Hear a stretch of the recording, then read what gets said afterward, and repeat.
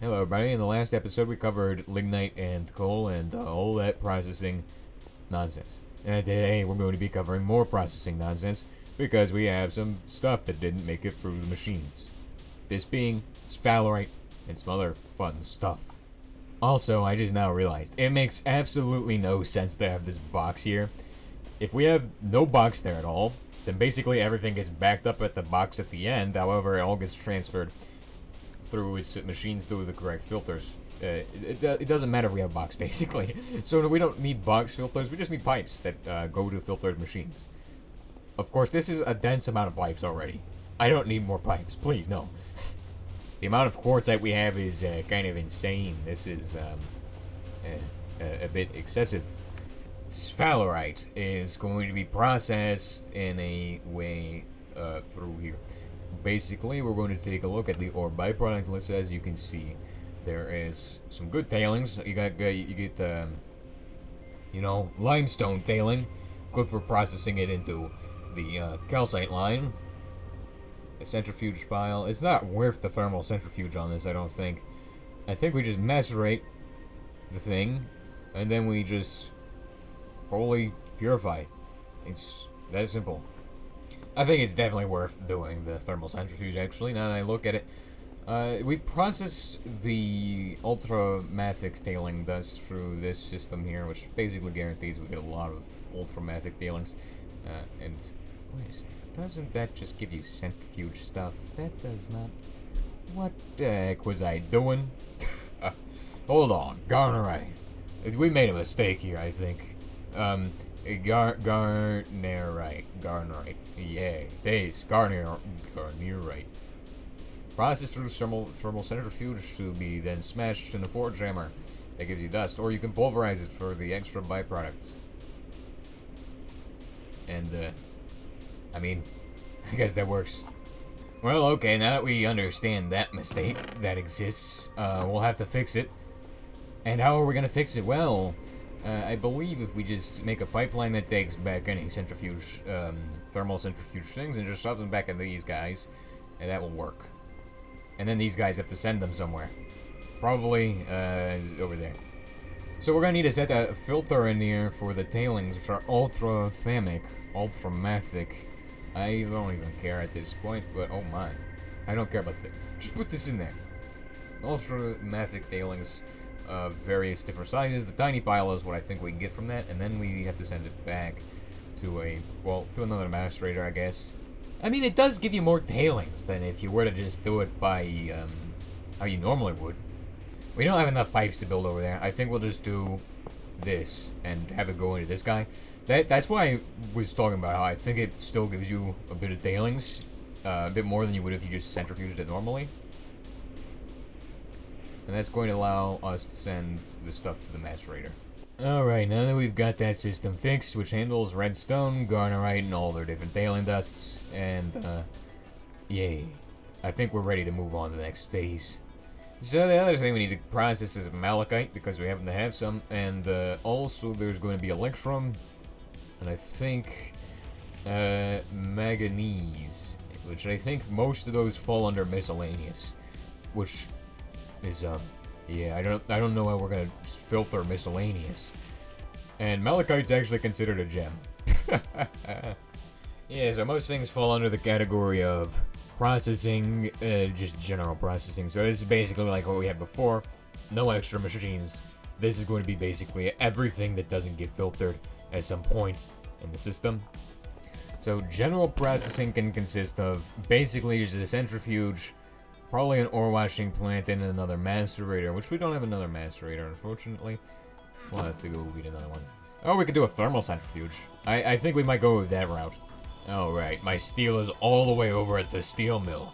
The ore processing room, basically. So there's a machine we should get after all of this, which is the... Technically, we could do the multi-smelter, which is kind of energy intensive, from what I understand. Well, let's look at multi-smelter. I think we can make the multi-smelter.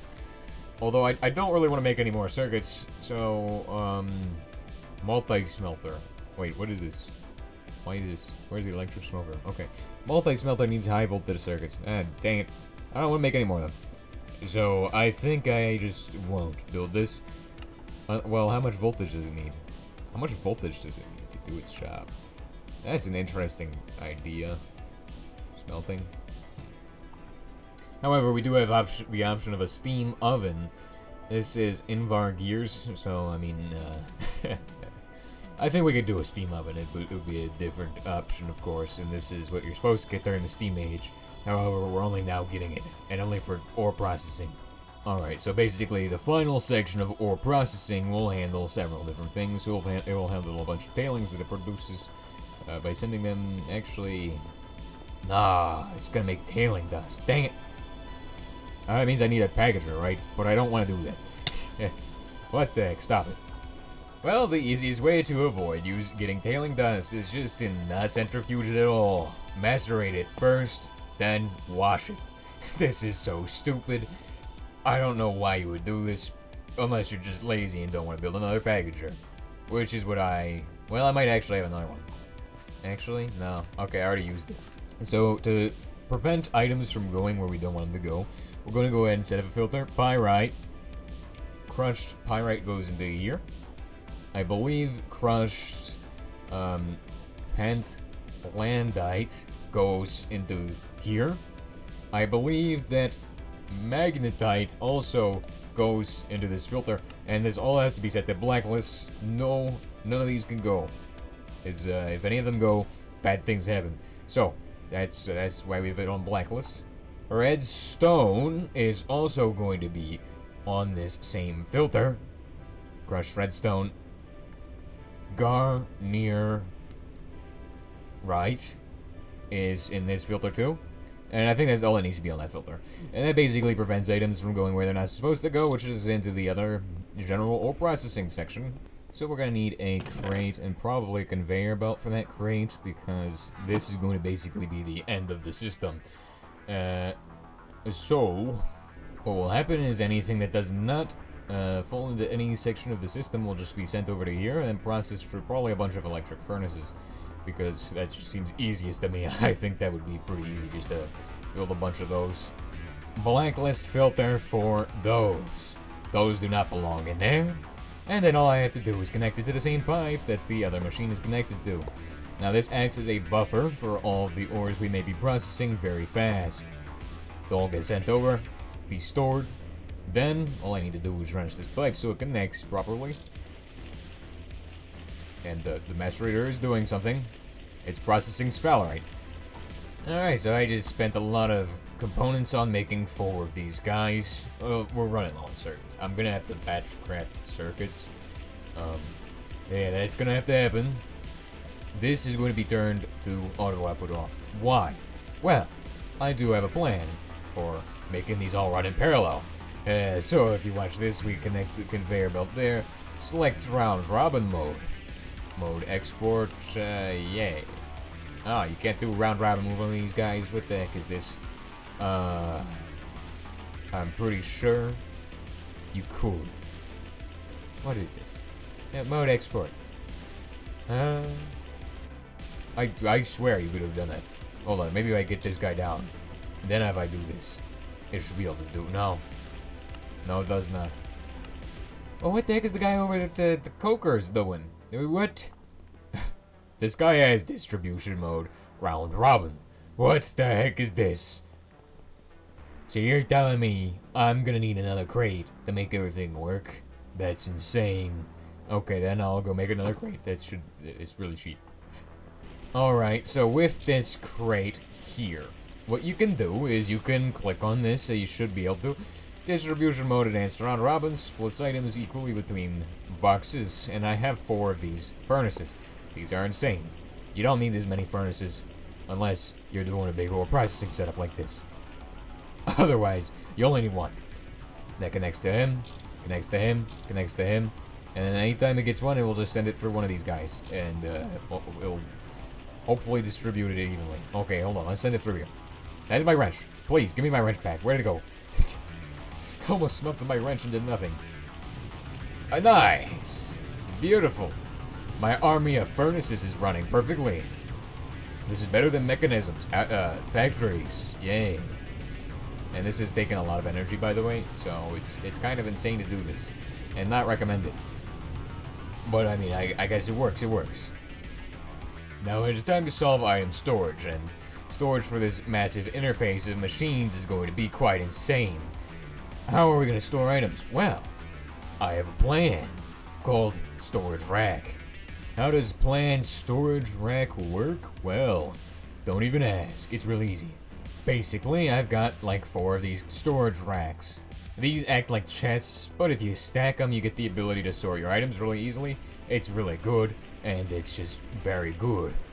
And basically, I've always wanted to test this. I never actually have gotten to testing this, but yeah, it's got like a lot of storage rows. And then this guy also has a lot of... I don't think they actually connect if you stack them. I think it's just... Okay, so I guess we should just have all of them on this layer here, and then have a bunch of those connecting. Oh no, wait, it actually stacks. It actually stacks. I just now realized that okay. Well, that means we're going to have to change everything over again. That is fine. You know what, I'll just leave it as is. I think it's actually faster if we use a forge hammer, and to get one of them, I'm going to need to make some iron ingots. Which I think we might actually have some, yeah. Alright, and then we're going to go ahead and take 27 of those and shove them through the machine here. We need to make an anvil to make the thingy. And also, we need to make more of this stuff. Okay, this is even better. That just smashes things, and then it will send them downwards. Through system. Look how fast that is. So much faster. So much more speed. And... Well, we still have one slight issue, that furnace is not powered, actually. Which needs to be fixed. Oh my gosh, though. This is insane, the speed on this. Better than macerating it, of course. That speed is good for miscellaneous items. That is what we need. Alright, that should connect it. So it's currently hammering out the stuff, and oh my. It has filled everything. And where are they all going right now? They're all being sent over to, okay, the first one they go to is this guy. Well, instead of building one multi-block, we can do what the Russians do and build like 400 of these small guys, because they only use 4 EU per tick. It's not a lot, this is like 16 EU. The whole cable could handle 32, probably. So, technically, if we want to go insane, we should build more of these. It's genius. Alright, so there's one other thing we must do, which is going to be piping a lot of, basically what we're going to do is we're going to take, we're going to set up a pipeline, which is going to transfer items into a system over here. You all know this system very well, right? Yeah, this is the most worst system ever, but we need to transfer items to here. This right here is the point where they need to go. And the reason they need to go here is because, we need to make carbon from them. Yeah. Let's see this guy. So he turns anthracite into carbon, and what we're gonna do is we're gonna basically take coal. We're gonna send it all the way over to the new section.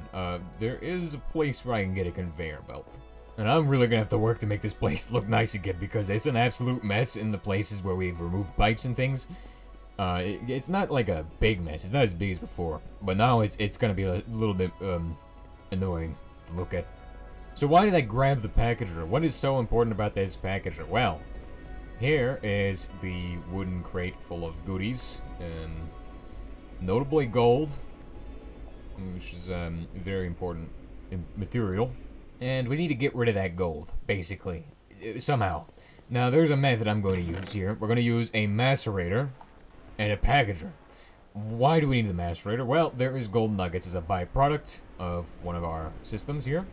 So we're going to have the macerator only accept gold nuggets. I need more filters. I think I'm actually out now. Our logistic network must be insane at this point. And this guy is going to accept silver, and there's some other products that go through there.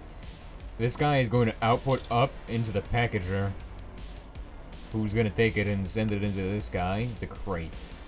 And the packager is going to have a filter on the front that handles one other product, which is going to be the piles that are small. So small piles will go through here. And these guys. First we have to select the filter, move those in. That's a tiny pile. No. Wait, yes, small pile. And if we set it to the first setting, it makes a tiny pile of dust, which can then be processed. If we set item output on, in all of these guys. That is amazing. We also need to attach some more pipes to these, which I guess these can be the crappy ones. The tin ones. That's the silver. It's always amazing when these all turn on all at the same time. Oh my. This place is living. And I'll see y'all next episode when we take on another challenge, which I don't know what it's going to be. I think it's going to be automating stainless steel.